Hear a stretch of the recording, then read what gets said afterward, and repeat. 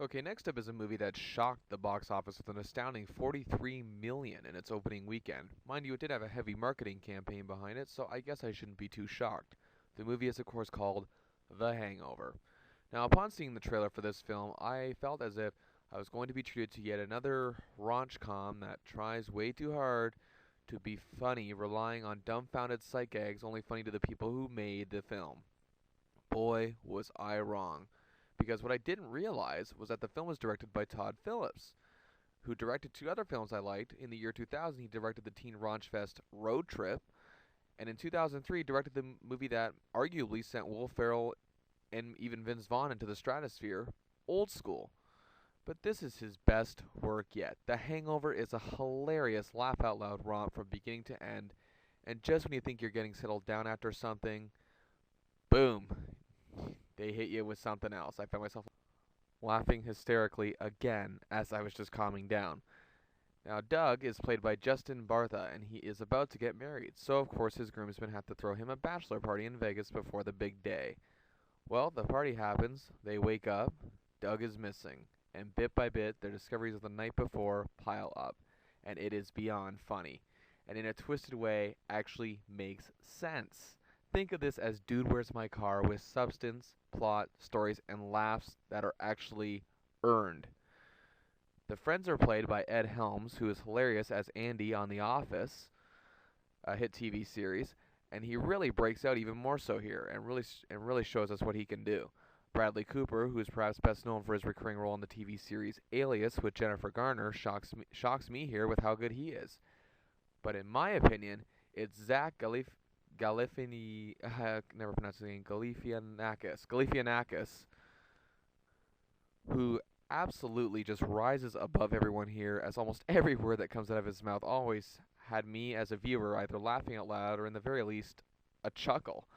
I don't want to give away too much of the situations the guys discover they are in because it'll just defeat the enjoyment of when you see it. But when it unravels in a way that's just too smart for even a raunchy comedy, which is why this movie works. It's why it's effective as it is. This movie could have just as easily taken a lame brain attempt doing a plot like this solely to try to get us to laugh, and while that is what they are doing, they're doing it in a way that's substantial.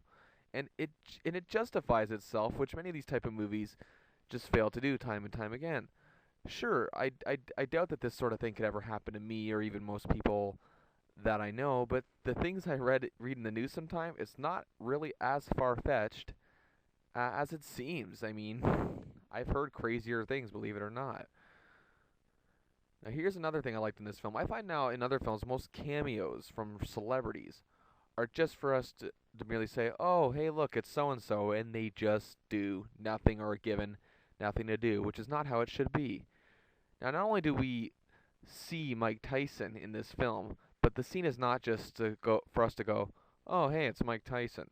It's really funny. The trailer did not do that scene justice, and the comedic delivery of that scene worked so well, I still laugh even thinking about it. I mean, it was that good. Also, there were other hilarious small parts from the likes of Heather Graham, Jeffrey Tambor, and Mike Epps, among others. All three of the groomsmen were outstanding, but I believe it's the type of breakout role for Galifianakis that only comes along once, and you got to do something major with it, and that is what he did here without a shadow of a doubt. This could do for him what, let's just say Caddyshack did for Bill Murray, or if you want to go more recent, what Old School did for Vince Vaughn and Will Ferrell, or even what 40-Year-Old Virgin did for Paul Rudd and Seth Rogen, which is why I'd like to see him, actually, I should say, start in a starring role one day, and I look forward to more of what he's going to do. This movie doesn't have a false moment. It doesn't lose its steam. It truly earns its comedic, this is, I guess you could say, side-splitting comedic integrity is the proper term I want to use. So that said, it knocks I Love You Man down from the top comedy of the year, and it's just perfect in every way. So that's right, it gets, yes, I'm actually saying this, it gets the perfect 5 stars for The Hangover.